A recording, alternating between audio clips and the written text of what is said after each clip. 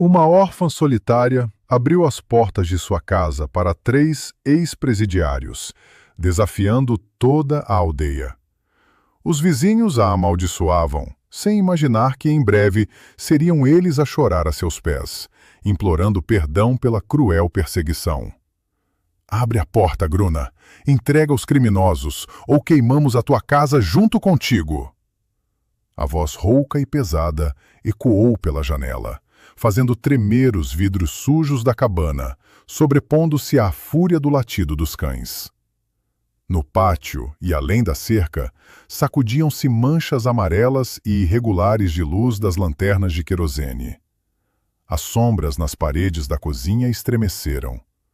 Polina Ivanovna, que em Vila das Fontes havia muito era chamada simplesmente de Gruna, estremeceu. O garfo de madeira escorregou dos seus dedos calejados e caiu com um som abafado no soalho. Ela ficou parada no meio da cozinha apertada, puxando o ar com dificuldade. O peito subia e descia agitadamente. Por trás da porta fina que dava para o alpendre e mais além para o celeiro, estavam escondidos 3 homens, desconhecidos, assustadores, fugitivos ou libertos. Para a aldeia era indiferente. A aldeia havia vindo para julgá-los. Mas apenas meia hora atrás, a noite era tranquila. O ar de agosto pairava sobre Vila das Fontes como um cobertor denso e abafante. Gruna terminava as tarefas junto ao fogão que esfriava. O dia tinha sido pesado. As costas doíam persistentemente do trabalho na horta. Os dedos zumbiam. Ela se preparava para dormir quando, da rua, ouviu uma batida. Não de punho nem de bota, das juntas dos dedos. Suave, sem exigência. Assim batem as pessoas que há muito tempo desaprenderam a pedir em voz alta. Gruna jogou um xale escuro sobre os ombros e saiu para o pátio. Os pés descalços pisavam a terra quente e empoeirada. Ela se aproximou da cerca, encostando o rosto à larga fresta entre as tábuas. Na penumbra da tarde, 3 silhuetas masculinas se destacavam. Vestiam roupas velhas e gastas. Deles emanava o cheiro de tecido institucional, fumo barato e pesada poeira de estrada. Um deles, alto e muito curvado, deu um passo à frente e tirou o boné surrado. Na luz fraca brilharam as hastes finas de óculos. Senhora! A voz era firme, educada, mas carregada de um cansaço profundo. Deixe-nos dormir no celeiro até de manhã. Fomos anistiados, não temos para onde ir. Não lhe faremos mal, dou a minha palavra. Gruna apertou os lábios. Ela morava no extremo da aldeia. Logo atrás da sua cerca torta começava a floresta fechada. Diante dela estavam homens adultos, castigados pela vida. O Estado os havia libertado dos campos e os deixara nas estradas sem dinheiro nem direitos. Devia tê-los enxotado, gritado que se fossem embora em paz, ameaçado com um cão que nunca tivera. Ela passou o olhar para o segundo homem. Ele ficava um pouco atrás, de ombros largos e atarracados. Olhava de baixo para cima, pesado e penetrante, o nariz partido. O terceiro nem sequer levantava a cabeça, os olhos fixos no chão, os ombros curvados sob o peso da culpa. Ela hesitou. A memória lhe trouxe de repente uma imagem do passado distante. Uma fria noite de novembro. Ela, com 10 anos, encolhida junto a uma cerca fria e estranha, escondendo os pés descalços sob a barra rota da saia. Órfã completa, desnecessária para o mundo inteiro, sobrevivendo da caridade alheia.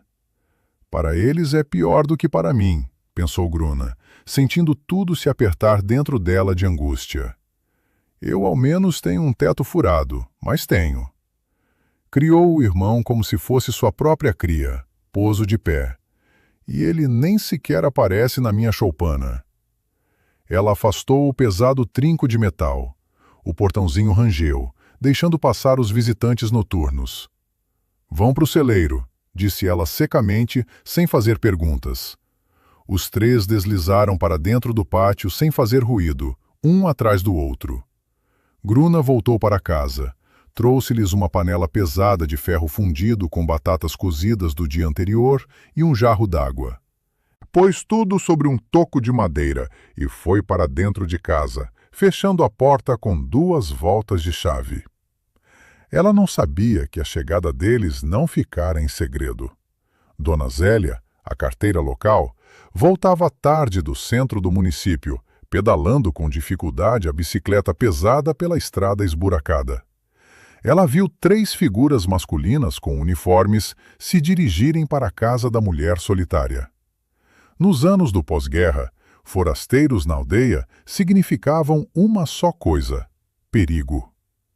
Zélia largou a bicicleta junto a uma cerca alheia e correu diretamente para a casa alta e bem cuidada de seu Eugênio. Eugênio dormia. Zélia bateu nas venezianas com tanta força que os vidros tremeram. "Eugênio, acorda! 3 marginais entraram na casa da Gruna!" Eugênio saiu correndo para a varanda, jogando a jaqueta nos ombros. Seu rosto rechonchudo ficou vermelho rapidamente. Era um homem abastado, acostumado a ter a rua na palma da mão. Criminosos no seu território significavam ameaça direta à sua vida farta. Da janela espreitou sua mulher Margarida, assustada, apertando o chale. 3 marginais foram para a casa da Gruna. Eugênio cuspiu no chão e agarrou o forcado encostado à parede do celeiro. "Vão matar a tola e depois vêm aqui roubar nossos bens. Corre pelos quintais, Zélia, chama os homens." A aldeia se levantou depressa, obedecendo ao instinto de manada e ao medo. Ferrolhos rangeram, cães de corrente se agitaram pelos quintais. Os homens saíam de casa carrancudos, segurando machados e pesados cacetes. E agora estavam à sua porta, uma multidão exigindo punição. O cabo do forcado golpeou novamente as tábuas da cerca. "Gruna, afasta-te!" A voz de Eugênio sobrepunha-se ao burburinho da multidão. "Abre o portão! Entregamos eles mesmos à polícia antes que te degolarem." Gruna baixou o olhar para as próprias mãos. Os dedos tremiam levemente.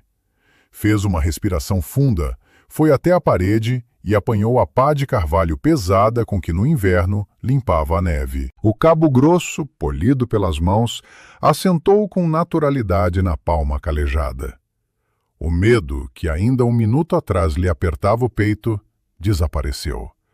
No seu lugar veio uma raiva fria e desesperada. Ela empurrou a porta de entrada e saiu para a varanda. As velhas tábuas rangeram longamente sob seus pés. O pátio era iluminado pela luz amarela desigual das lanternas que os homens seguravam acima das cabeças. Atrás do portão se agitavam uma dúzia de vizinhos, todos com rostos suados, tensos, crispados de agressividade. "Que é que querem aqui?" perguntou Gruna. A voz soou inesperadamente firme, sem uma única tremura. "Estás no teu juízo perfeito, mulher", rosnou Eugênio, avançando em direção ao portão e sacudindo o forcado. "Sabes quem deixaste entrar? São criminosos. Eles te degolam à noite por um pedaço de pão. Abre, vamos amarrá-los." Gruna desceu um degrau. Olhava para os rostos dos vizinhos, para aquelas mesmas pessoas com quem vivera lado a lado toda a vida, aquelas que olhavam através dela nos longos invernos. "E desde quando vocês passaram a se preocupar comigo?" perguntou ela, pronunciando cada palavra devagar. A multidão emudeceu por um instante. Alguém atrás tossia incerto. "Vocês me uniram a vida toda com um pedaço de pão, sendo que sou órfã." A voz de Gruna começou a ganhar força. Ela soava, espalhando-se pelo pátio silencioso. "Quando é para rachar lenha no inverno, machucar as costas, fico sozinha. Quando é para cobrir o teto furado, todos estão ocupados. Nenhum de vocês, santos, me perguntou uma vez se eu tinha lenha para acender o fogão ou se eu não morri de fome.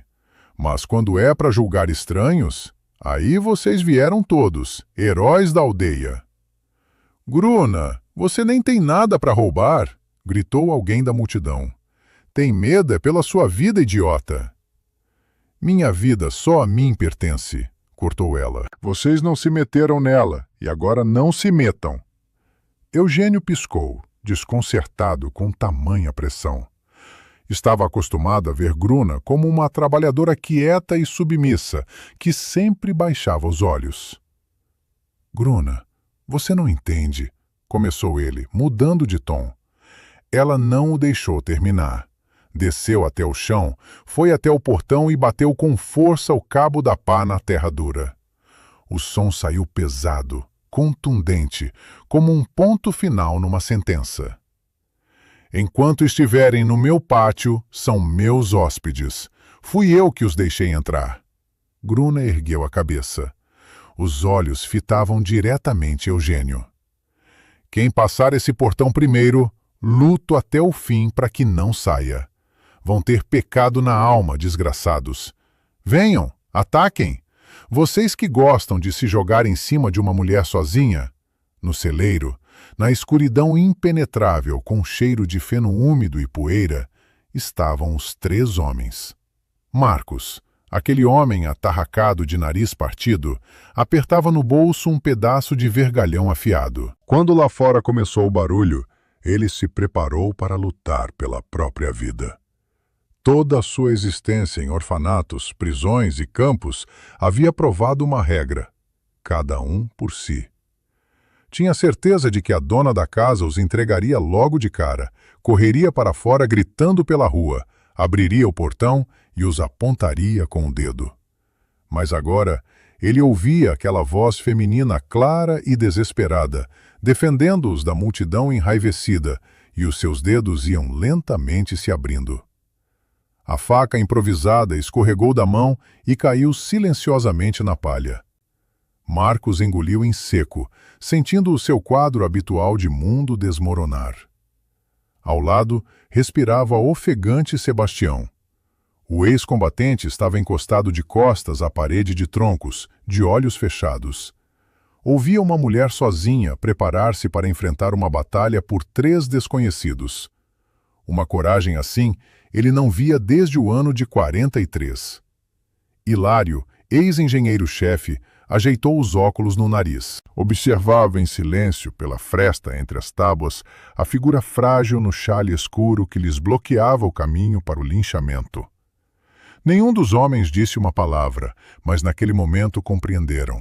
Aquela mulher havia se posto entre eles e a desgraça, e essa dívida eles nunca esqueceriam. Do lado de fora da cerca, pairava uma pausa densa e pesada.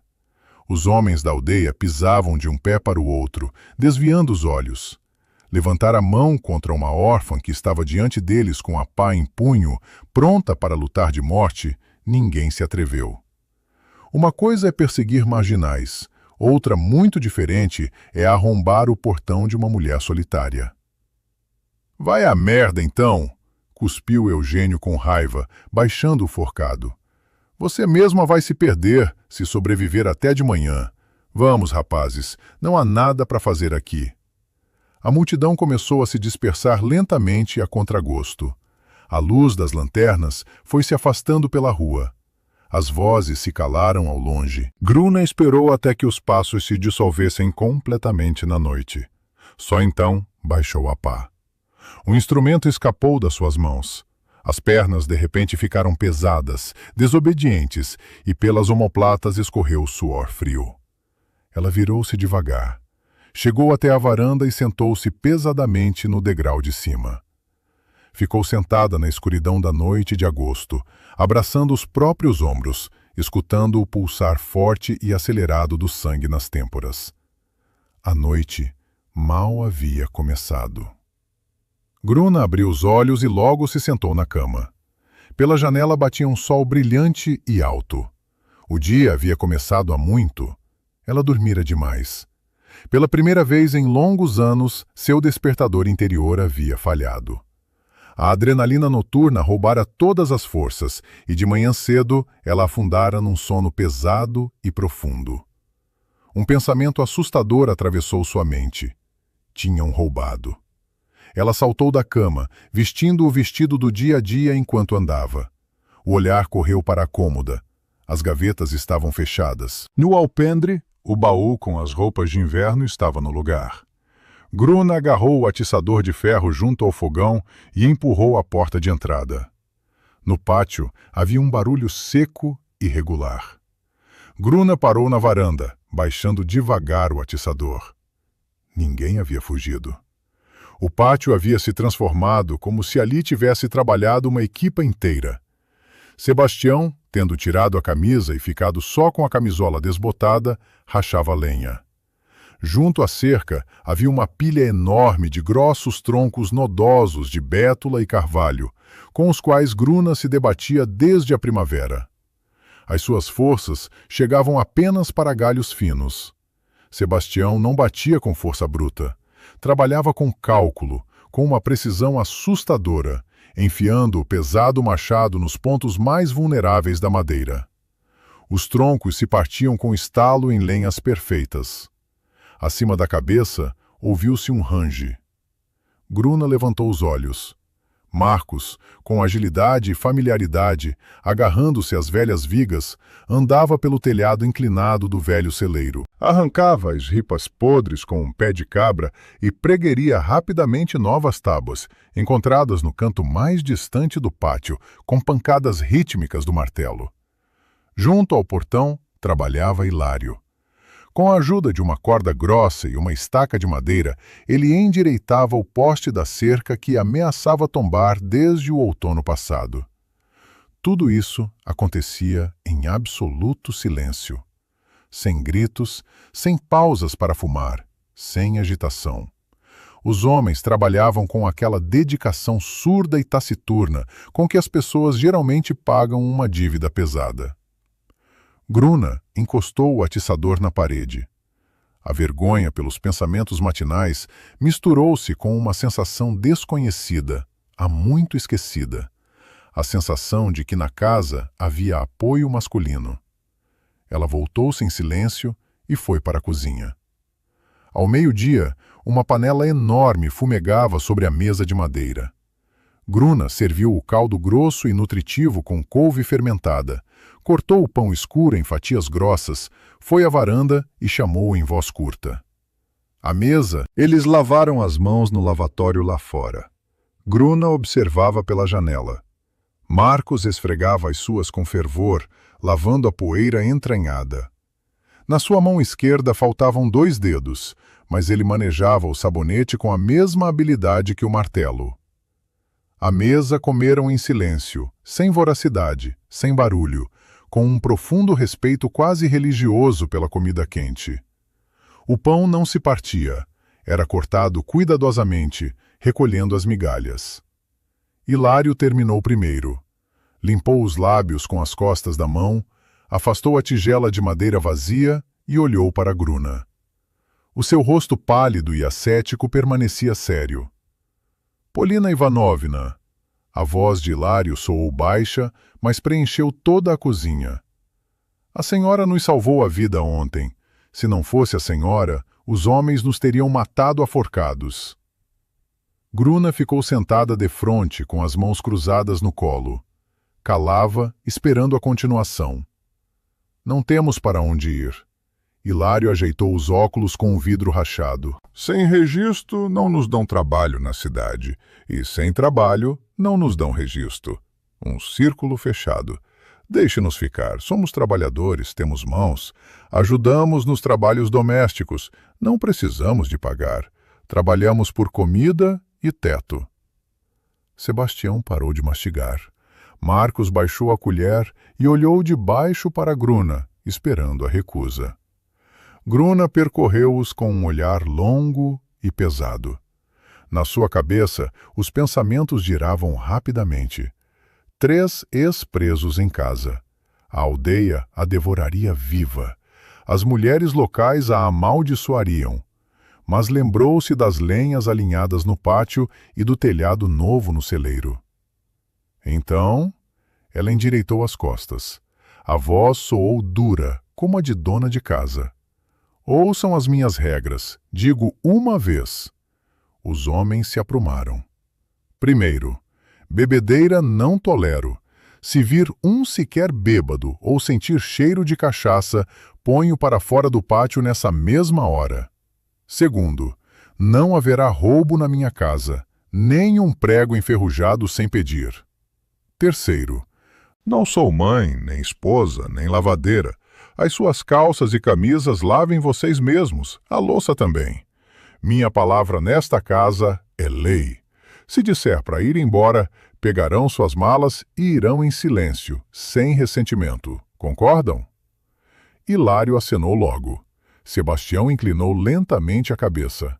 Marcos resmungou, mas também arranhou um curto. Sim. O acordo estava fechado. No período da tarde, o portão rangeu novamente. No pátio entrou a passos firmes e de dono Frederico, o polícia local. Usava o boné fardado e segurava na mão uma pasta de couro gasta. De Frederico emanava tabaco barato e autoridade oficial. Boa tarde, Gruna. Largou ele sem cumprimentar os homens, que imediatamente pararam de trabalhar. Ouvi dizer que arranjaste hóspedes. Arranjei, Fred. Precisava de trabalhadores. Respondeu Gruna com calma, limpando as mãos no avental. Trabalhadores? Frederico esboçou um sorriso torto. Documentos na mesa, todos os três. Hilário foi o primeiro. Tirou do bolso interior da jaqueta um papel dobrado e estendeu-o ao polícia com 2 dedos. Sebastião entregou a sua certidão sem olhar para a cara. Marcos foi o último. Jogou o papel descuidadamente sobre o toco de madeira e virou-se, cuspindo na relva. Frederico estudou as certidões longamente, mexendo os lábios. Na de Marcos, demorou mais. As sobrancelhas foram-lhe subindo. O polícia fechou a pasta, aproximou-se de Gruna e agarrou-a grosseiramente pelo cotovelo, levando-a para a varanda. Ficaste maluca, mulher, murmurou Frederico com raiva, inclinando-se sobre ela. Baixou a voz, mas no silêncio do pátio, as suas palavras eram ouvidas com clareza. Sequer leste quem meteste em casa? Esse aleijado acenou na direção de Marcos. É reincidente. Tem um buquê de 3 artigos. Não sai da prisão. 2 dedos a menos. Ele te estrangula à noite por uma lata de conserva e desmancha a casa viga por viga. Manda-os embora enquanto estás viva. Gruna sacou o cotovelo da mão do polícia. Não ficou a sussurrar. Deu um passo atrás para que a sua voz se espalhasse por todo o pátio. Os teus papéis, Fred, não são ordens para mim, disse ela em voz alta, olhando o polícia nos olhos. Com os teus papéis não se racha lenha nem se endireita cerca. Não leio certidões, julgo pelas mãos, e as mãos deles têm calos. Transferiu o olhar para Marcos. Ele ficou imóvel, mas os músculos da mandíbula trabalhavam incessantemente. Disse-lhes as minhas regras, continuou Gruna, voltando-se para Frederico. Enquanto trabalharem honestamente, ficam. E agora vai com Deus, Frederico, temos muito trabalho. Frederico ficou roxo. Enfiou à força as certidões nas mãos de Hilário, praguejou entre dentes e foi em direção ao portão. Olha lá, Gruna, atirou ele por cima do ombro. Quando vier o azar, não grites. Eu avisei. O portão bateu. O pátio ficou em silêncio. Marcos voltou lentamente a cabeça e olhou para Gruna. Em toda a sua vida de 40 anos passados em orfanatos, transferências e campos, ninguém jamais havia tomado seu partido diante da polícia. No seu mundo, as pessoas sempre traíam primeiro, para salvar a própria pele. Marcos não disse nada. Simplesmente apanhou o martelo do chão e foi para o celeiro. Mas no seu passo pesado e curvado, algo havia mudado de forma imperceptível. 3 dias depois, acabou o sal em casa de Gruna. Ela amarrou um lenço limpo, pegou numa bolsa de lona e foi pela aldeia até a mercearia. O isolamento começou imediatamente. As vizinhas que lavavam roupa na bica, ao vê-la aparecer, calaram-se todas ao mesmo tempo e viraram as costas. Seu Eugênio, que consertava a carroça, cuspiu demonstrativamente no chão aos seus pés quando ela passou. A aldeia não perdoava quem ia contra o medo comum. Gruna empurrou a pesada porta do armazém. A campainha tilintou. Lá dentro, cheirava intensamente a sabão de lavar, sardinha em barril e tábuas úmidas. No balcão havia 5 mulheres. As vozes eram um clamor. Discutiam a chegada da mercearia ambulante à aldeia vizinha. Assim que Gruna cruzou a soleira, as conversas pararam de repente, como se alguém tivesse cortado um fio invisível. As mulheres abriram espaço, formando ao redor dela um vazio. Os olhares eram picantes, pesados. Gruna não baixou a cabeça. Aproximou-se silenciosamente do fim da fila e ficou de pé com as mãos cruzadas sobre o ventre. Atrás do balcão estava Nora, uma vendedeira corpulenta e rosada com os lábios pintados. Ela olhou para Gruna, fungou e transferiu o olhar para a mulher que estava atrás. "O que vai querer, dona Filomena? Fósforos?" perguntou Nora em voz alta, ignorando a fila. Gruna ficou calada. Esperou. Nora atendeu Filomena, depois contou a receita lenta e propositadamente durante muito tempo. Foi mexendo nos pacotinhos de papel com rebuçados. Por fim, quando já não havia como adiar, pôs as mãos na cintura e olhou para Gruna com desafio. "Então?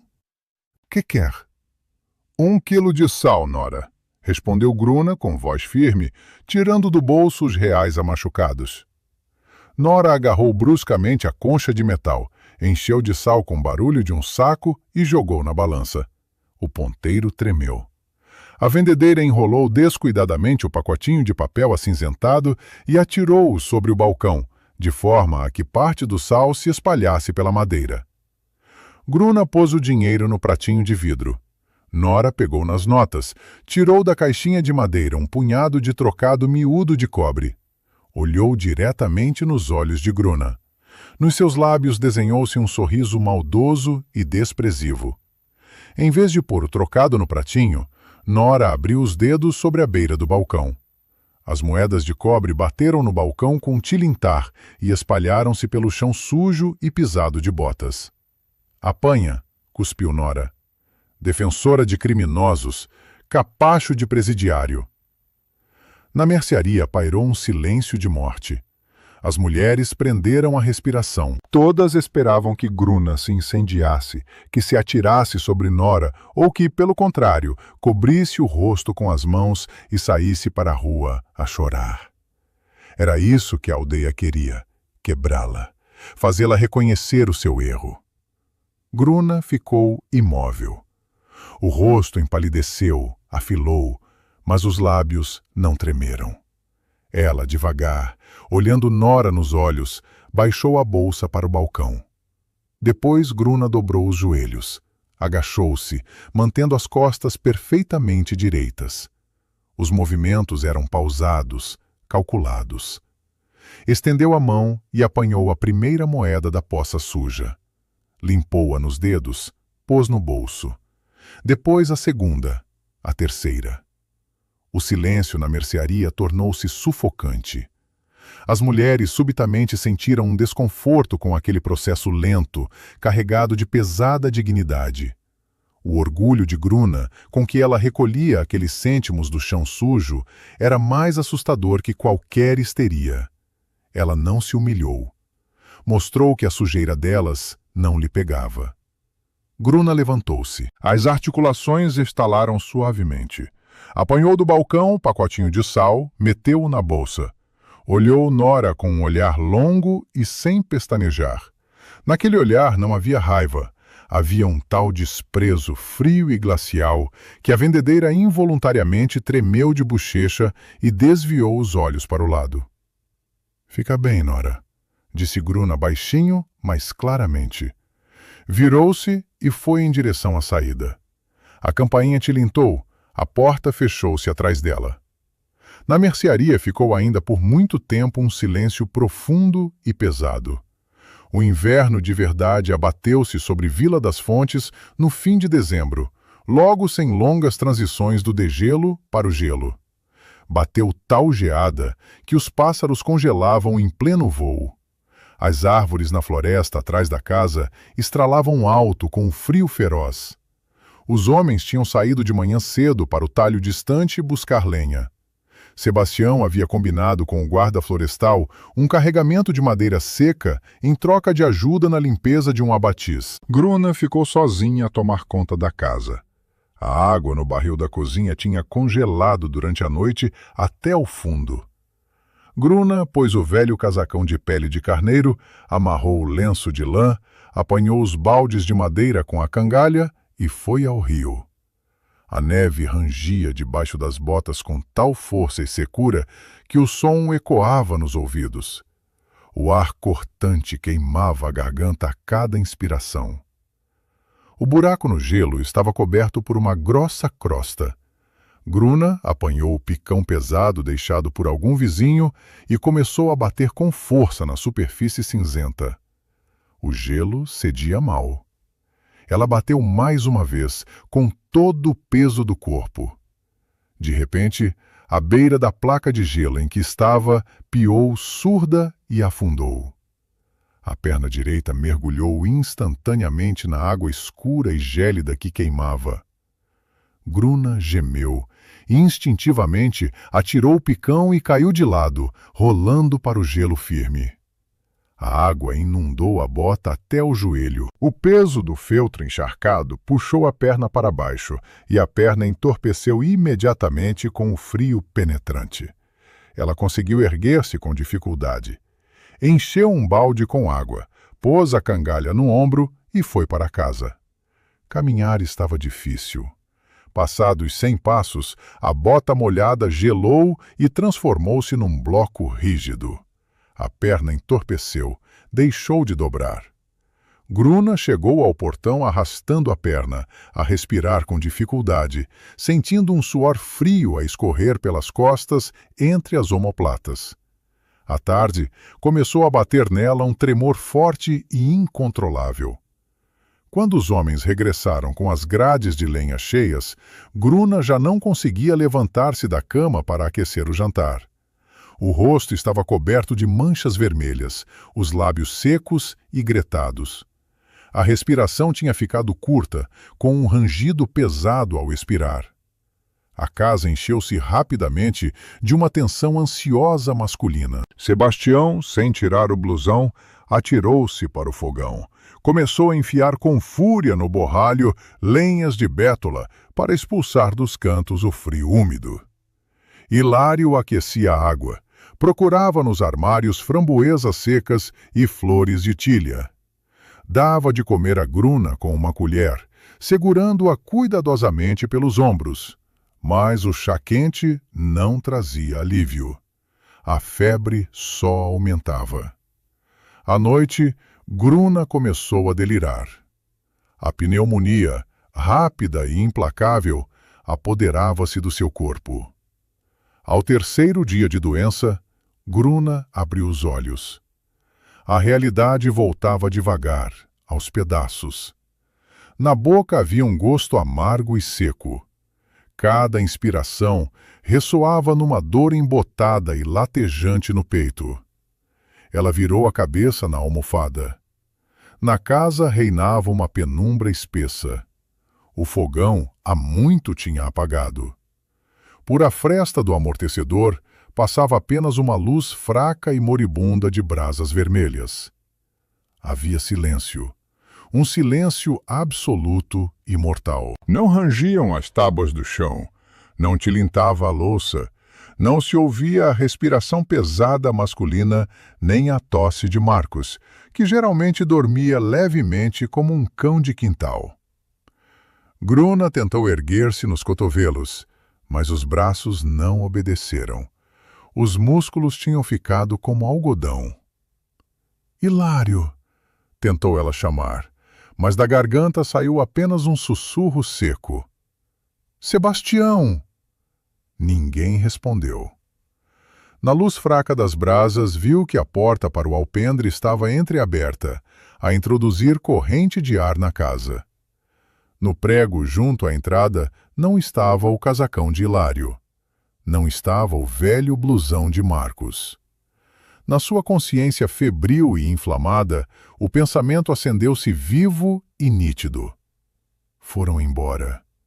Fizeram as malas de compensado, levaram o resto das batatas, o pão, talvez até os machados, e foram-se pela noite. Com medo, fugiram, deixando-a sozinha. Perceberam que a dona não ia mais levantar-se. A aldeia tinha razão. Frederico tinha razão. Seu Eugênio tinha razão. A febre voltou sobre ela em onda quente, arrancando-lhe lágrimas. Elas escorreram pelas têmporas, absorvidas pela almofada. Eram lágrimas não de dor física, mas de desespero negro e profundo. É isso, pensou Gruna. O peito contraiu-se dolorosamente. Abandonaram-me. Estou a morrer como um cão ao pé da cerca. Órfã que a ninguém serve. A vida toda lavei chãos alheios, aqueci cantos alheios, criei o meu irmão à colherzinha, passei eu própria fome. E onde está ele agora? Na cidade, num escritório quente. E eu, aqui. Vou morrer agora nesta casa fria, e nem há quem me dê um copo d'água. Os vizinhos só virão quando os cães começarem a uivar. A autopiedade, que durante toda a vida se proibira, agora a inundou de cabeça. Ela fechou os olhos, pronta a cair naquele buraco escuro de onde não se regressa. Não ficaram forças para se agarrar à vida. O estrondo bateu nos ouvidos tão inesperadamente que Gruna estremeceu. A porta de madeira do alpendre arrebentou com estrépito, batendo o puxador contra a parede. Para dentro da casa entrou uma nuvem espessa de vapor branco de geada. Alguém pesado caiu nos joelhos com um som abafado, mesmo no limiar. Ouviu-se uma tosse rouca e convulsa. Gruna abriu as pálpebras com dificuldade. Na luz fraca das brasas, viu que no chão, apoiando-se com as mãos nas tábuas, estava Marcos. Não parecia um ser humano, mas um monte de neve. As suas sobrancelhas e pestanas estavam cobertas por uma grossa crosta de gelo. O nariz e as bochechas tinham ficado de um branco assustador, gelados. Ele apanhava o ar com a boca aberta, a respirar de forma pesada e rouca. Atrás dele, entrou literalmente a tropeçar o velho enfermeiro distrital com uma maletinha médica gasta. O velho mal se aguentava de pé, o casaco estava gelado até ao osso. E logo da cozinha apareceu Sebastião. Nas mãos, ele trazia uma enorme braçada de lenhas rachadas até ao queixo. Não tinha fugido. Estava a rachar lenha no pátio para que o fogão não arrefecesse. Hilário saiu do quarto. Nas mãos, tinha um candeeiro de petróleo e toalhas limpas. Não tinha ido embora. Estava de guarda no quarto ao lado. Gruna olhava para eles, e na sua consciência baça a clareza ia voltando. Ninguém a tinha abandonado. Por último, entrou na casa o polícia Frederico. Estava de casacão de pele, o rosto vermelho de geada. Frederico parou na soleira, olhando para Marcos que tentava levantar-se, mas os músculos não lhe obedeciam. O polícia tirou o chapéu, enxugou o suor do rosto e olhou para Hilário. Ele foi 15 quilômetros pelo mato. A voz de Frederico soava abafada, com um genuíno espanto. Acenou em direção a Marcos. A meio metro de neve até o município, de noite em tal nevão. Encontrei-o junto ao edifício da Câmara. Ele carregava o enfermeiro às costas pelos montes de neve, como não se perdeu pelo caminho. O enfermeiro, sem perder tempo em conversa, largou o casaco gelado, foi ao lavatório e começou a esfregar vigorosamente as mãos para as aquecer. Hilário aproximou-se do polícia. O seu rosto permanecia calmo, mas nos olhos havia uma firmeza dura. Ele não foi só ao município, Frederico, disse Hilário baixo, mas de forma que todos ouvissem. Na farmácia não havia penicilina, só por requisição especial. Marcos deu ao farmacêutico a sua cruz de prata. Frederico franziu o sobrolho. Que cruz? Da mãe, respondeu Hilário. A única coisa que tinha. Aquela que carregou desde os 7 anos por orfanatos, transferências e 3 campos. Que não perdeu no jogo, que não trocou por pão na fome. Deu-a pelo medicamento dela, sem pensar. Marcos conseguiu afinal sentar-se no banco junto à porta. Não olhava para Gruna. Estava a tirar as botas geladas, escondendo o rosto com geleiras. O reincidente que nunca acreditou em ninguém na vida havia entregue a sua maior relíquia por uma mulher que simplesmente acreditara na sua palavra. O enfermeiro aproximou-se da cama. Os fechos da maletinha estalaram. Cheirou a álcool e medicamentos. A agulha entrou no músculo. Gruna ficou imóvel. O medicamento ainda não havia começado a fazer efeito, mas o peso no peito que a martirizara todos aqueles dias recuou finalmente. Sebastião jogou as lenhas junto ao fogão, limpou as mãos nas calças e aproximou-se da cama. Não se agitou. O ex-combatente sentou-se pesadamente no tamborete ao lado de Gruna. Estendeu a mão e pousou a sua palma larga, dura e áspera de calos na sua testa quente. Naquele toque não havia ternura, mas havia uma tal confiabilidade sobre-humana que Gruna soltou um suspiro convulso. Safamos, Polina Ivanovna, disse Sebastião com a sua voz habitualmente equânime. Não tenhas medo. Agora não te deixamos ir. Vivemos em frente. Gruna virou devagar a cabeça para a parede de troncos. Os lábios tremeram-lhe. Fechou bem os olhos, e pelas suas faces, diretamente para a fronha desbotada, rolaram lágrimas quentes e rápidas. Mas desta vez eram outras lágrimas. Pela primeira vez em 20 anos pesados e solitários, passados em defesa cerrada contra o mundo inteiro, ela chorava de uma felicidade absoluta e inacreditável. Ela já não era órfã. O portão foi arrancado com tal força que as dobradiças enferrujadas rangiram longamente em lamento. Seu Eugênio tombou para o pátio, pisando pesadamente na lama encharcada de abril. O rosto do vizinho estava coberto de manchas vermelhas irregulares. O queixo tremia levemente de fúria. — Onde está a minha ave? Berrou ele, sem chegar à varanda. Marcos, sentado num toco com uma plaina nas mãos, levantou devagar a cabeça. Soprou a aparas dos dedos mutilados, mas não se mexeu do lugar. — O meu galo e 2 galinhas desapareceram! Continuava a gritar Eugênio, apontando o dedo gordo na direção de Marcos. — Foi o teu aleijado que os apanhou de noite. Maldito criminoso, ladrão! Chama a polícia, Gruna! Agora ponho-vos todos a nu! A porta da casa abriu-se bruscamente. Gruna saiu para a varanda, enxugando as mãos molhadas no avental de lona. Desceu os degraus, ficou entre Marcos e o vizinho enraivecido. — Não ouses gritar no meu quintal! A voz de Gruna era baixa, dura, sem uma gota de medo.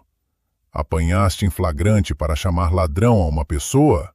— E o que é que há para apanhar aqui? Cuspia Eugênio. Toda a aldeia sabe quem mora contigo. Só um criminoso podia cobiçar o bem alheio. Vai para casa, Eugênio. Gruna deu um passo à frente, forçando o vizinho a recuar. Procura melhor. Amanhã encontras a tua ave debaixo do teu armazém ou numa cova. E a mim deves um pedido de desculpas. Vai, digo. Eugênio praguejou, fez um gesto com a mão e afastou-se a passos largos, batendo a portinha com força. Marcos continuava sentado no toco. Olhava para a plaina nas mãos. O rosto não exprimia nada. Só os músculos da mandíbula saltavam debaixo da pele. 3 dias depois, a carteira Dona Zélia levou pela aldeia a notícia. As galinhas de Eugênio tinham aparecido. Tinham caído num velho silo atrás da vacaria. Não conseguindo sair, ficaram lá. Eugênio tirou-as vivas, mas ao pátio de Gruna pedir desculpas, não foi. Fez de conta que nada havia acontecido. Nessa mesma tarde, Gruna saiu para o pátio. Marcos afiava a foice, preparando-se para feno de verão. O zumbido da pedra de afiar contra o metal era rítmico e monótono. O Eugênio não veio, disse Gruna brevemente, parando ao lado. Marcos parou de afiar. Passou o polegar pelo fio, verificando a nitidez. Esboçou um sorriso torto e sem alegria. Estou habituado, mulher. Não esperava outra coisa. Ele olhou para ela de baixo para cima com o seu olhar pesado, de sob as sobrancelhas. Para nós, há uma marca. Por mais que nos esforces, por mais que afastes o azar alheio com as mãos, para eles serás sempre um ladrão. Ele voltou a pegar na pedra de afiar.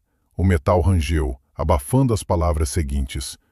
Gruna ficou mais um minuto e foi em silêncio para casa. O calor de verdade veio em maio. A terra secou, cobriu-se de uma densa pelagem verde. A giestas floriu. O barulho de um motor rasgou o habitual silêncio da aldeia perto do meio-dia. Junto à cerca torta de Gruna, levantando poeira, parou um reluzente e bem polido Fiat bege. Em Vila das Fontes, tais carros via-se apenas quando chegava o chefe distrital.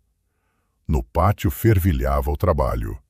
Hilário remendava o velho arreio. Sebastião carregava a água do poço. Marcos remendava a varanda. Os 3 pararam, olhando para aquele luxo nunca visto. A pega cromada estalou. Do carro saiu Vitor. Trazia um fato cinzento com riscas finas, camisa branca e gravata.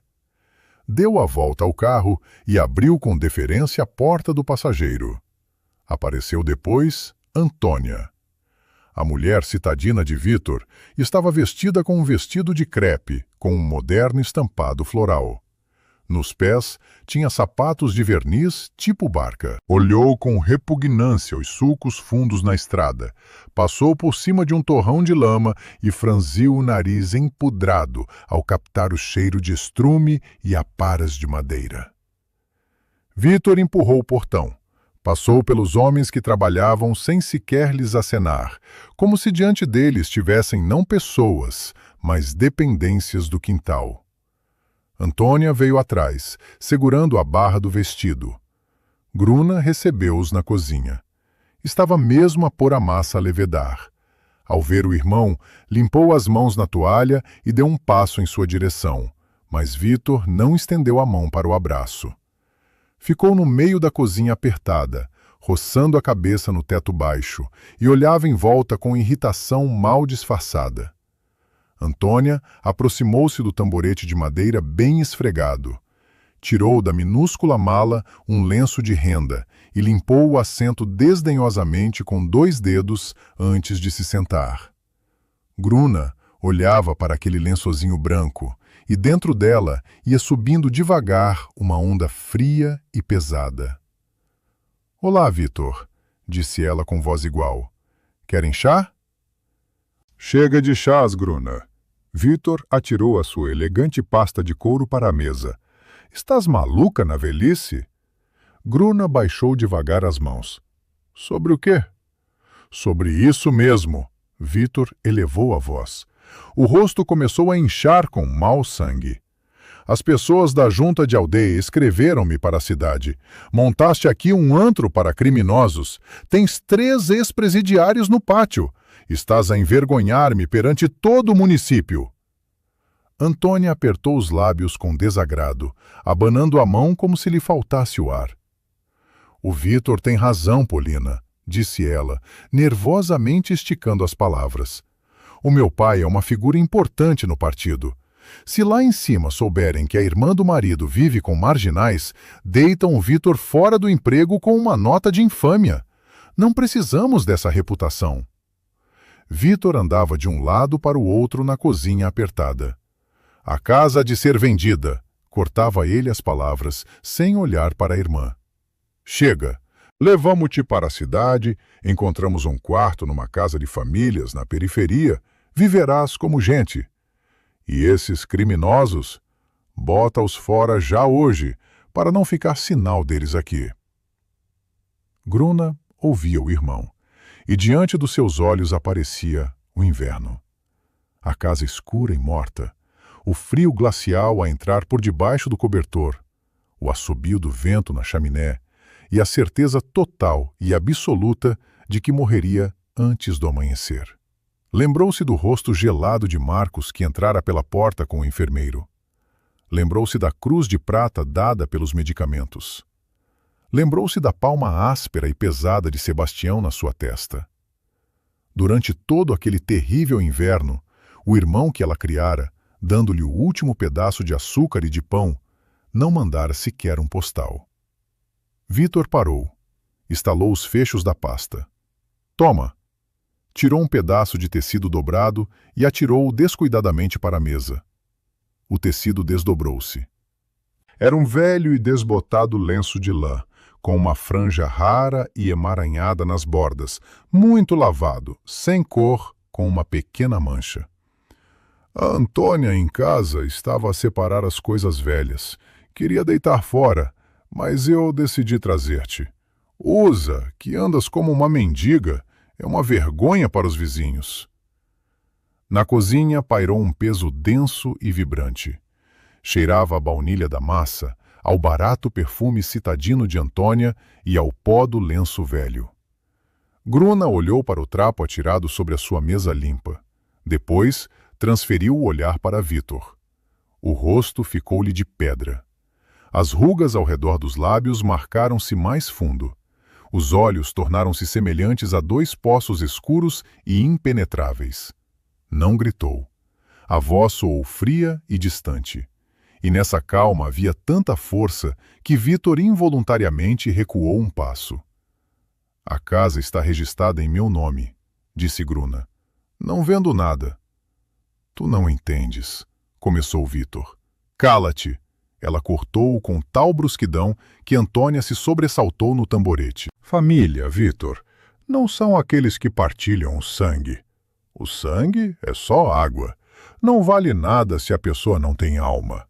Família são aqueles que no inverno, numa tempestade de neve, foram 15 quilômetros buscar um médico a meio metro de neve. Que deram a única coisa que tinham para que eu não perecesse nesta casa fria. Enquanto tu poupavas os teus farrapos para te insinuares ao teu sogro. Gruna avançou para a mesa. Ela, devagar, com repugnância, apanhou com 2 dedos o lenço lavado e, com um movimento brusco, sacudiu-o para o chão sujo, mesmo debaixo dos sapatos de verniz de Antônia. Leva o teu trapo, disse Gruna, olhando diretamente nos olhos fugidios do irmão. E vai-te embora.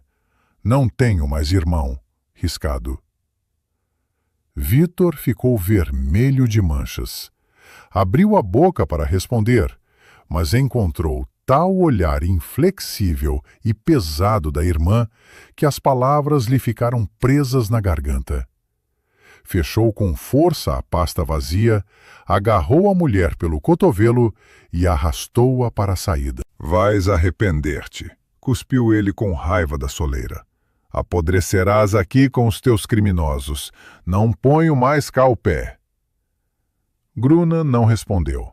Ficou no meio da cozinha e ouviu bater a porta de entrada, a patilha do Fiat a engatar, os pneus a sussurrar na terra seca, levando Vitor para sempre. O silêncio voltava devagar para casa. Gruna deixou-se cair no tamborete. Os ombros curvaram-se, as costas encurvaram. A alma ficou vazia e amarga. A porta do alpendre abriu-se sem ranger. Na soleira estava Sebastião. Não perguntou o que tinha acontecido, não se intrometeu com conversa. Simplesmente aproximou-se da mesa, pôs diante de Gruna uma grande caneca esmaltada com chá forte e a escaldar, e saiu tão silenciosamente, fechando cuidadosamente a porta atrás de si. Gruna abraçou a caneca com ambas as mãos. O calor do metal aquecido começou devagar a transmitir-se aos dedos gelados. Novembro chegou à Vila das Fontes com ventos surdos e arrastados. Assobiavam na chaminé, arranhavam com os galhos nus das macieiras o teto e mandavam as pessoas para dentro de casa. À tarde, os 4 estavam sentados na cozinha. O amortecedor do fogão russo estava entreaberto. O calor das brasas de bétula iluminava suavemente os rostos, lançando reflexos vermelhos na mesa de madeira. Hilário, com os óculos de vidro rachado, remendava cuidadosamente com fio grosso uma bota rasgada. Marcos estava sentado no chão, esculpindo com uma faca curta uma colher de tilha. Gruna escolhia feijão para o caldo do dia seguinte. Sebastião não fazia nada. Estava sentado junto ao fogão, com os longos dedos entrelaçados em roque, a olhar para as brasas. Nas últimas semanas, tinha ficado ainda mais calado, como se tivesse recuado para bem fundo em si mesmo, de onde não havia caminho de volta. De repente, falou. A voz soou abafada, igual, sem uma única entoação. Assim falam as pessoas que repassaram as mesmas palavras 1000 vezes na cabeça, até que perderam todo o sentido e se transformaram em factos secos. Foi em 43, disse Sebastião, sem tirar o olhar do fogo. Hilário parou de puxar o fio. Marcos baixou a faca. Gruna ficou imóvel com um punhado de feijão na mão. Ninguém o interrompeu. Estávamos perto de Braga. O correio andava mal naquele tempo, com interrupções. Recebi uma carta de uma vizinha, escrita com dificuldade num pedaço de jornal. A minha Natália tinha ido ao rio buscar água. O gelo estava fino, de fevereiro. Caiu. Os vizinhos tiraram-na, mas ela ficou encharcada até aos ossos. O frio estava à volta dos -30, ficou de cama com febre e consumiu-se em 3 dias.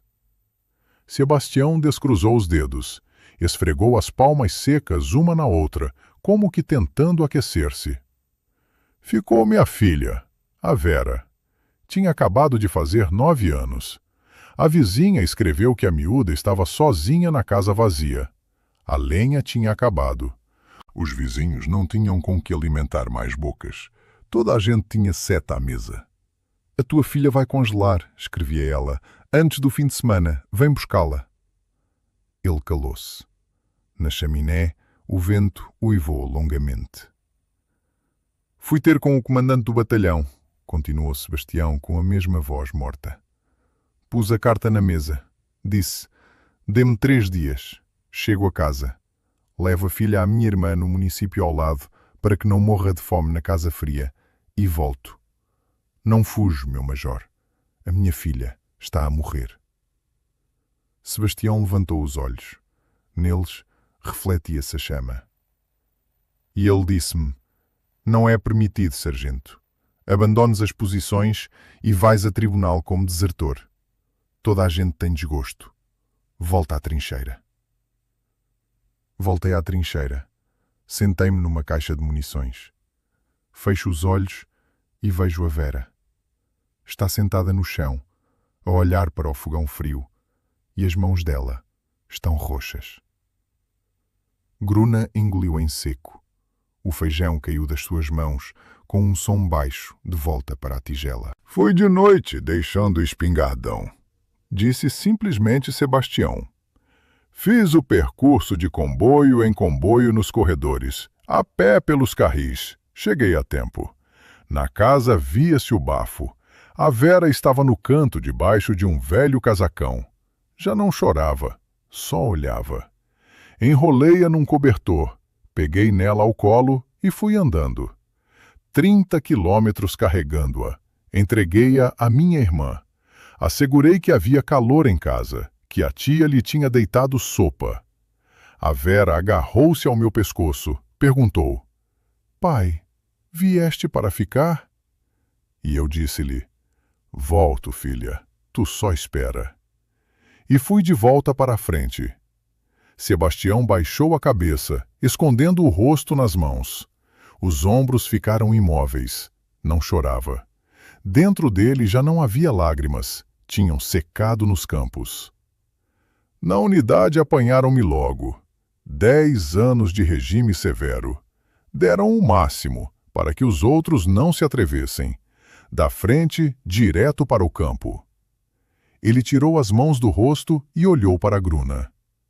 Eu traí a mulher. Sou inimigo do povo. A Vera cresceu na miséria, com o estigma de filha de desertor. Deve ter 21 anos agora. Para que é que ela precisa de mim? Um velho presidiário? Só lhe estrago a vida com a minha única certidão de libertação. É melhor que pense que desapareci em combate. Assim, vive mais limpa. Na cozinha pairou um silêncio pesado. Hilário tirou os óculos e esfregou o nariz. Marcos olhava para o chão. Consolar era inútil. A pena para essas pessoas é pior que o insulto. Gruna levantou-se da mesa. Não foi ter com Sebastião. Não o acariciou no ombro. Foi à cômoda, abriu a gaveta de cima, tirou uma folha limpa de caderno de pautas, uma caneta de penas e um frasco de tinta. Voltou e pôs tudo na mesa diante de Sebastião. Sebastião olhou para o papel com um medo contido. Tu não decides por ela. A voz de Gruna era severa, sem uma gota de compaixão, mas nessa severidade havia um enorme apoio. Dá-lhe a escolha. Escreve. E escreve tudo como é, sobre como a carregaste, sobre os 10 anos de campos, sobre que estás vivo. Sebastião abanou a cabeça. Ela não responde, ou manda-me embora. Então, que seja assim, cortou Gruna duramente. Se te mandar embora, aceitarás e viverás em frente, sabendo que tentaste. E se não escreveres, roerás a ti mesmo até a morte e a deixarás na ignorância. Isso não é cuidado, Sebastião. É covardia. Pega na caneta. Escreve. Sebastião olhou para Gruna durante vários longos segundos. Depois, ele devagar, como se a sua mão pesasse toneladas, estendeu-se para a mesa, apanhou a caneta, mergulhou a pena no tinteiro. A pena chiou no papel no silêncio morto da casa. Na manhã seguinte havia geada. A terra cobriu-se de uma crosta branca e rígida de geada. Marcos trabalhava à beira da floresta, a uns 200 metros da casa de Gruna. Preparava uma reserva de lenha para o inverno. O pesado machado subia no ar e, com um som seco e regular, rachava os troncos geados. Marcos trabalhava sem blusão. Das suas largas costas, na camisola desbotada, saía vapor. O estalo de um galho atrás das costas ele ouviu antes de o estranho conseguir aproximar-se. O hábito do campo de controlar o espaço ao redor nunca fora embora. Marcos não se virou logo. Baixou suavemente o machado, pôs o tronco na vertical e só então voltou a cabeça. De entre as árvores saiu um homem, magricela e vivo, vestido com um casaco curto citadino e um boné 8 gomos puxado até as sobrancelhas. O rosto era cinzento, aguçado, e os olhos corriam sem se deter num lugar mais de um segundo. Olá, irmão. A voz do estranho era rouca, com um sotaque característico de ladrão. Marcos apoiou-se no cabo longo do machado. Os músculos dos braços tensionaram. Diante dele estava Riba, um velho cúmplice de uma transferência em Coimbra, um homem em quem não se podia confiar nem um fósforo. Olá, respondeu Marcos com equanimidade. Que vento te trouxe? Riba aproximou-se, olhando em volta. Tirou do bolso um cigarro, acendeu, escondendo a chama nas palmas. Soube que te instalaste em Vila das Fontes. Arranjaste uma mulher, estás bem instalada em casinha quente. Vives bem, Marcosinho? Vivia bem, até tu chegares. Marcos olhava para ele de cima para baixo. O olhar era pesado e sem pestanejar. O que queres? Riba cuspiu migalhas de tabaco para a neve, sorriu, mostrando os dentes amarelos. Há negócio, garantido. No município há um armazém da Cooperativa Florestal. O guarda é um velhote surdo, só para inglês ver.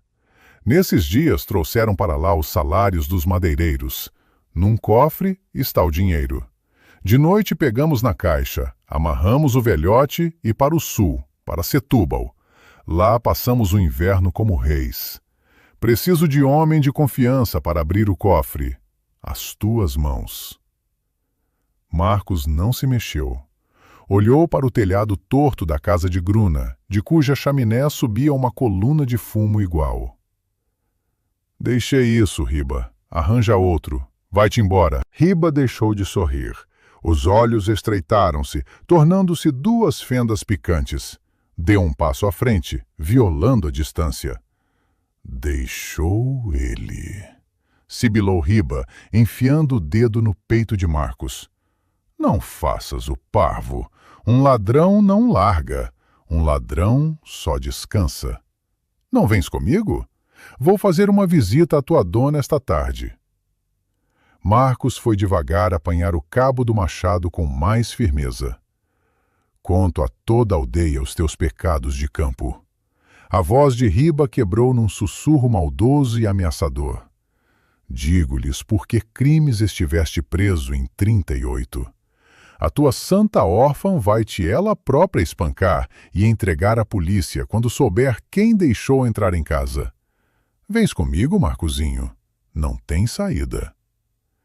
Riba sorriu, confiante na sua força. A chantagem sempre resultava. As pessoas sempre têm algo a perder. Marcos olhava para ele.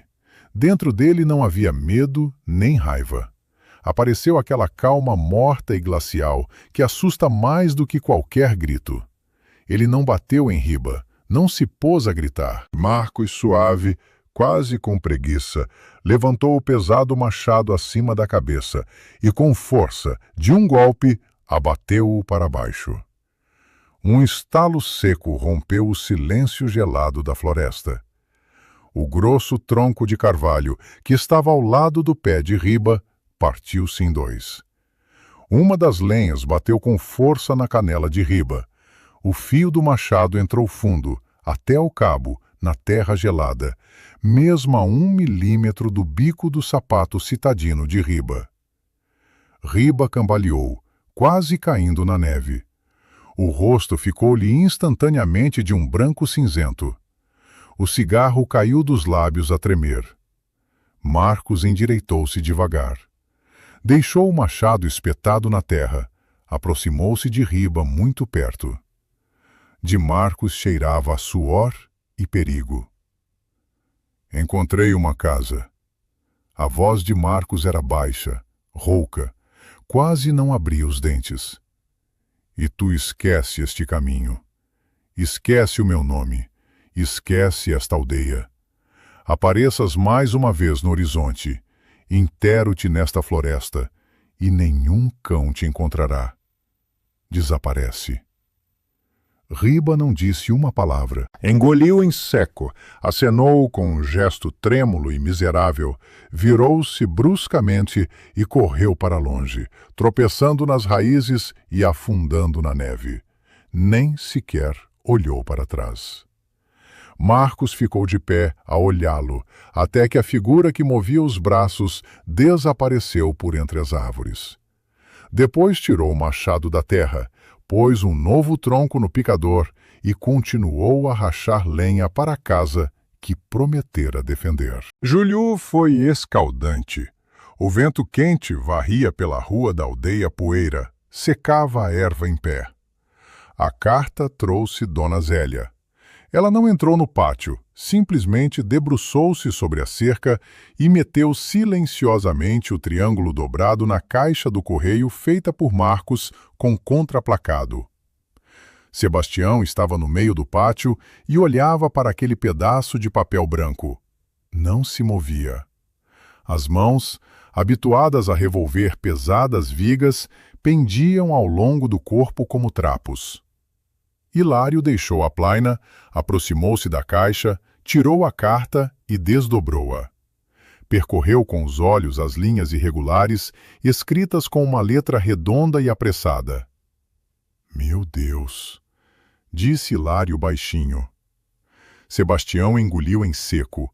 O pomo de Adão na sua garganta seca deu um salto. Lê! Hilário ajeitou os óculos. Pai, estás vivo?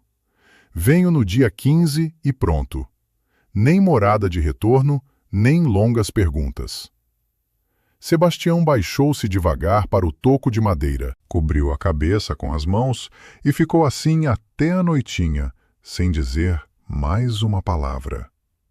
O dia 15 chegou passados 4 dias. Desde o amanhecer, Sebastião não encontrava sossego. Pegou a rachar lenha, mas o machado ia repetidamente para o lado, deixando nos troncos cortes tortos. Largava o machado, ia ao poço, bebia a água gelada diretamente do balde, voltava. A cada minuto, levantava a cabeça e olhava para a estrada que levava da paragem do autocarro na aldeia vizinha. O sol passara ao zênite quando, de trás da curva, levantando uma poeira esbranquiçada, apareceu uma figura feminina. A rapariga andava depressa. Tinha um vestido simples e claro. Nas mãos, segurava uma pequena bolsa de viagem. Os cabelos castanhos tinham saído debaixo do lenço. Sebastião ficou imóvel.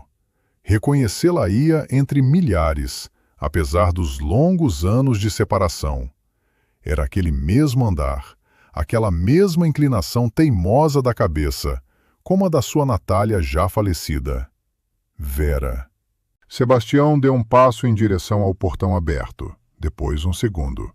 O machado, que ainda segurava na mão, escorregou dos dedos frouxos e caiu com um som abafado na estrada. Vera parou a 5 passos do quintal. Respirava pesadamente depois da caminhada rápida. A rapariga olhava para Sebastião, um homem envelhecido e seco numa camisa velha. As pernas de Sebastião cederam. Ele não conseguiu dar mais um passo. O ex-combatente que passou pelas duras batalhas do ano 41, que cumpriu 10 anos de regime severo, caiu de joelhos, mesmo na terra seca e quente. Cobriu o rosto com as suas enormes mãos marcadas pelo trabalho. Os ombros sacudiram-se em convulsões. Perdoa-me, rompeu do seu peito juntamente com um expirar rouco e convulso. Vera, perdoa-me. Não sou traidor. Fui a correr para ti. A bolsa caiu das mãos de Vera. Ela não hesitou um segundo. A rapariga atirou-se à frente e caiu de joelhos ao lado do pai, mesmo na lama da estrada, sem prestar atenção ao vestido claro. Abraçou a sua cabeça grisalha, cortada rente, com ambas as mãos, com força pressionou-a contra o próprio peito. Sei, pai, gritou ela, e a voz quebrou num pranto alto e desesperado. Sei, meu querido, sei tudo. A tia contou-me antes de morrer. Estás vivo, pai, vivo. Sebastião agarrou-se aos ombros dela, enterrando o rosto no tecido do vestido com cheiro a sabão citadino. Chorava em voz alta, derramando naquele ardor de julho 10 anos de dor desumana, culpa e solidão de campo. Gruna estava na varanda, apertando com força a beira do avental. Pelas suas faces escorriam lágrimas, deixando rastos úmidos na pele curtida pelo vento, mas ela não as enxugava. Naquele momento ela sabia, tudo o que suportara da aldeia valia aquele único minuto. Agosto trouxe à Vila das Fontes um calor pesado, exaustivo e desgraça a casa de seu Eugênio.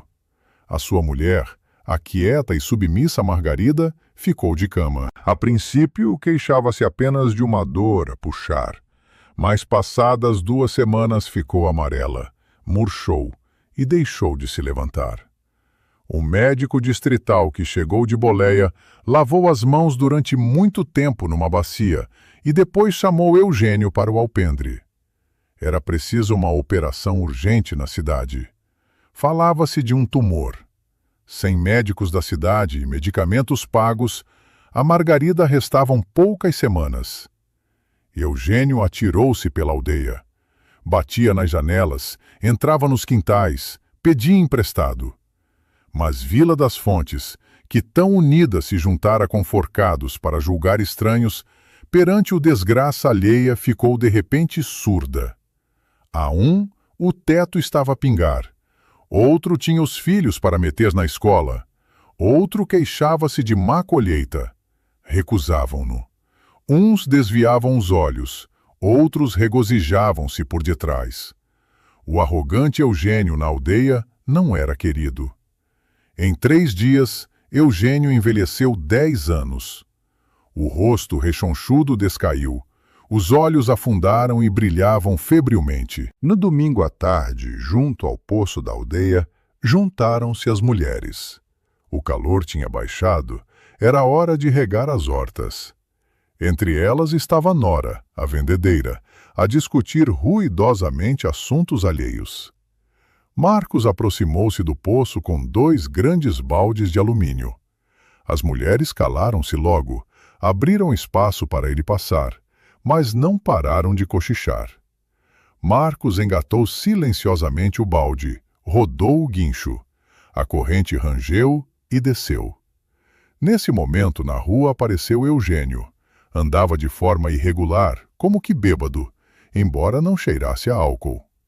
A camisa estava desapertada, na testa brilhava o suor. Viu o grupo junto ao poço e parou. O olhar vagou pelos rostos femininos e topou com as largas costas de Marcos. As mulheres tensionaram-se. Todas se lembravam do escândalo de primavera com a galinha desaparecida. Nora adiantou-se, esperando uma briga. Eugênio deu vários passos pesados em direção ao poço.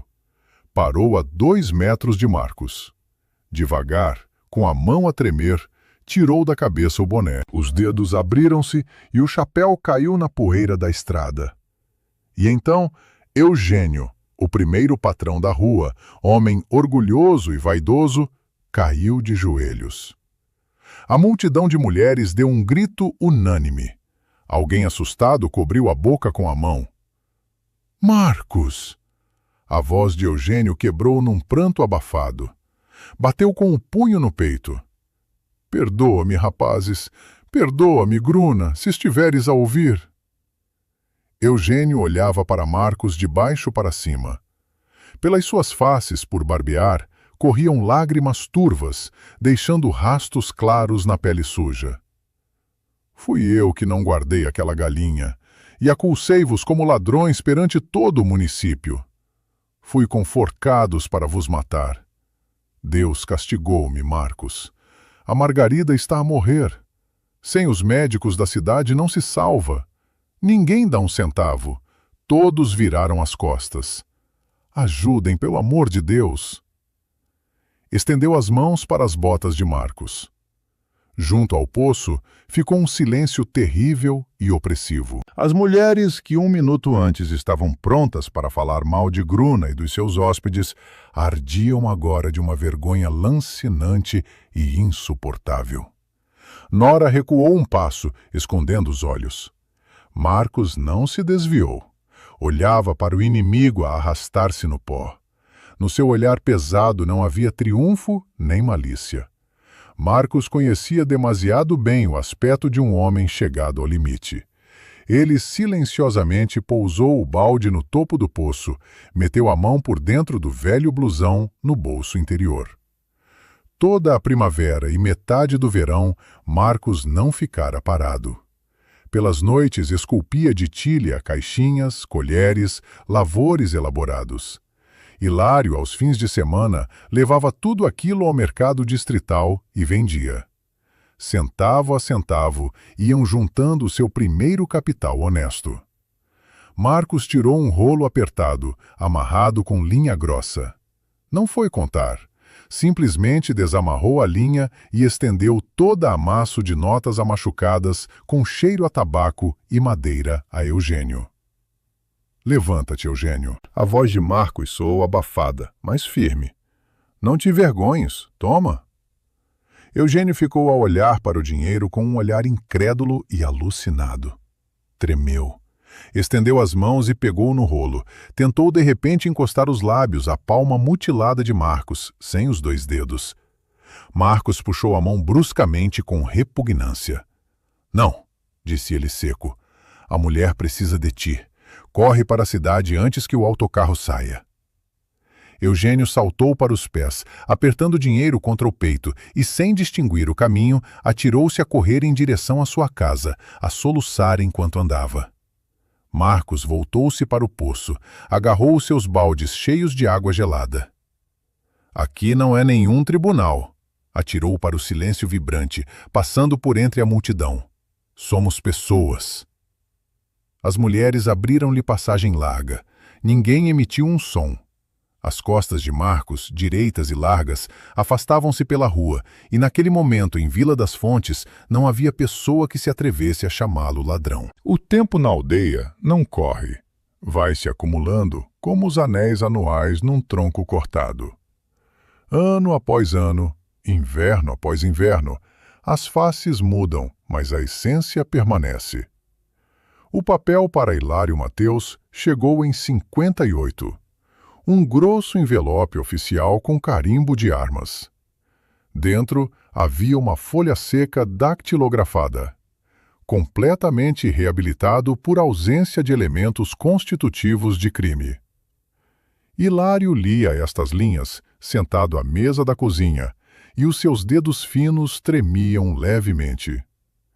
Regressou à cidade, vestiu um bom fato, voltou à fábrica e subiu rapidamente ao cargo de engenheiro-chefe. Teve apartamento, casou com uma mulher quieta e inteligente. Mas todos os fins de semana, cancelando quaisquer compromissos citadinos, Hilário vinha à Vila das Fontes. Tirava o casaco, trocava para calças velhas e ia rachar lenha, arranjar a cerca ou cavar batatas. Ao primogênito, nascido 1 ano depois do casamento, o intelectual Hilário chamou Sebastião, em honra daquele taciturno ex-combatente. A guerra e 10 anos de campos severos tinham queimado o coração do velho Sebastião até o fundo. Em 1965, simplesmente deitou-se a dormir e não acordou. No rosto não havia sofrimento, apenas uma paz profunda e esperada. Foi embora como homem feliz. Os últimos anos, Sebastião viveu na família da filha, tratou dos netos e sorria muitas vezes com aquele sorriso raro e quente que Vera se lembrava da sua primeira infância. Marcos de Vila das Fontes, a lado nenhum foi. A casa de Gruna tornou-se a sua fortaleza. Atrás da horta, mais perto da floresta, montou uma colmeia, depois outra. 10 anos depois, havia ali um enorme apiário a zumbir. O mel de Marcos era espesso, escuro, com cheiro a silva de campo. Vendia-o no mercado, pesando tudo ao grama. Ao antigo reincidente sem 2 dedos pelo mel, vinham de carro negro até do comitê de partido da capital do distrito. Marcos não se curvava diante de ninguém. Conhecia o preço do seu trabalho e da sua palavra. O tempo sempre coloca tudo no seu lugar. A vida de Vítor, o irmão que renegou a irmã pela carreira citadina, não desmoronou de imediato. Foi apodrecendo por dentro durante anos. O sogro do partido reformou-se e perdeu a influência. A altiva Antônia, não se conformando com a perda de estatuto, começou a beber. Primeiro um pouco para o apetite, depois escondendo garrafas pelos armários. Os filhos de Vítor, crescidos numa atmosfera de servilismo constante e desprezo pelo trabalho alheio, cresceram egoístas completos. Quando Vítor ficou gravemente doente e ficou de cama, tornou-se desnecessário para a família. A mulher não queria tratar-lhe das necessidades básicas. Os filhos alegaram apartamentos pequenos. Meteram-no num lar estatal para idosos. No quarto de 6 pessoas, cheirava a lixívia, colchões velhos e desespero. Vítor deitava-se dias inteiros, a olhar para o teto descascado. Naquelas longas e terríveis horas de solidão, não se lembrava nem do carro, nem da cômoda de parede. Lembrava-se do cheiro do caldo quente de couve fermentada e das mãos quentes da irmã que lhe dava, pequenino, o último pedaço de pão. Morreu de noite, virado para a parede, e ao funeral de parentes não foi ninguém. Gruna partiu nos finais da 8ª dezena, quietamente na sua cama, fechando os olhos numa clara manhã de outono. O cemitério da aldeia de Vila das Fontes ficava num outeiro alto, varrido por todos os ventos. A manhã do funeral foi transparente e sem vento. As folhas douradas das bétulas caíam devagar na terra úmida. As velhas da aldeia que vieram dar o último adeus à vizinha juntavam-se junto à grade, com medo de se aproximar. Olhavam para a estrada, incrédulas. À entrada do cemitério estava alinhada uma longa fila de carros. Junto à cova aberta estava um pequeno grupo de parentes afastados. Ali estava uma enorme multidão silenciosa. Na primeira fila estava um Hilário grisalho e representativo. Apoiava-se numa bengala, e ao lado dele se erguia um estudante alto e robusto, o seu filho, Sebastião. Um pouco mais afastado estava Marcos. Os seus largos ombros tinham se curvado. Não escondia as lágrimas. Corriam pelos sulcos fundos e ele enxugava-as repetidamente com a sua mão pesada e mutilada. Ao lado de Marcos estava Vera. Tinha envelhecido, tornara-se uma mulher adulta, mas agora chorava amargamente, como uma criança, apertando contra si 2 filhos. Traziam coroas de flores com uma simples dedicatória: a querida avó Gruna. E no extremo mais afastado, apoiado numa bengala nodosa, estava o velhíssimo Eugênio. Mal se mantinha de pé, mas ao lado dele estava sua Margarida, viva, enrolada num xale quente, sobrevivida muitos anos antes apenas graças ao dinheiro do antigo presidiário. Quando a terra ficou em montículo, Hilário deu um passo à frente. Tirou o chapéu de feltro caro. O vento agitou levemente os seus cabelos grisalhos. A multidão ficou imóvel. Hilário olhou para a cruz de madeira, depois percorreu com o olhar todos os presentes, os citadinos e os da aldeia. Ela nasceu órfã completa. A voz de Hilário soava baixa, mas no silêncio absoluto do cemitério, cada palavra assentava direto na alma. Toda a vida trabalhou até os calos sangrarem. Deu-se aos outros e nunca esperou nada em troca. Hilário transferiu o olhar para a multidão local. As pessoas julgavam-nos pelos papéis, pelos carimbos e estigmas, e ela julgava-nos pelo coração. Ele voltou-se para a cova e baixou a cabeça. E parte não como órfã. Ela parte como a mãe, irmã e avó mais rica desta terra. Tu tiraste-nos das trevas, Gruna. Dorme em paz, querida. Ele calou-se. Naquele silêncio não havia tristeza. Havia apenas uma saudade clara e purificadora e um enorme triunfo irresistível da justiça. O triunfo da alma humana que provou: o amor e a misericórdia são a única coisa que deixa marca na eternidade. O tempo pareceu abrandar o passo, deixando-os ficar ali, no outeiro, sob o alto e infinito céu de outono. Caros amigos, obrigados por acompanharem esta história até o fim. Esperamos que o destino da órfã Gruna e dos seus inesperados defensores vos tenha tocado o coração. Para nós, é muito importante saber que emoções e pensamentos ela vos despertou. O que acham? Agiu corretamente Gruna ao confiar em desconhecidos e arriscar tudo pela humanidade? E como teriam agido no seu lugar, com uma multidão enraivecida à porta? Partilhem obrigatoriamente a vossa opinião nos comentários. Por favor, deixem um gosto se a história vos tocou a alma. É a melhor forma de apoiar o nosso trabalho e ajudar esta história a chegar a outros ouvintes. Para não perderem novos episódios comoventes, subscrevam o nosso canal e partilhem o vídeo com os vossos entes queridos. Visitem o nosso canal, lá encontram ainda mais histórias de vida cativantes. Não deixem de ouvir. Desejamos-vos tudo de bom, calor de alma e excelente disposição.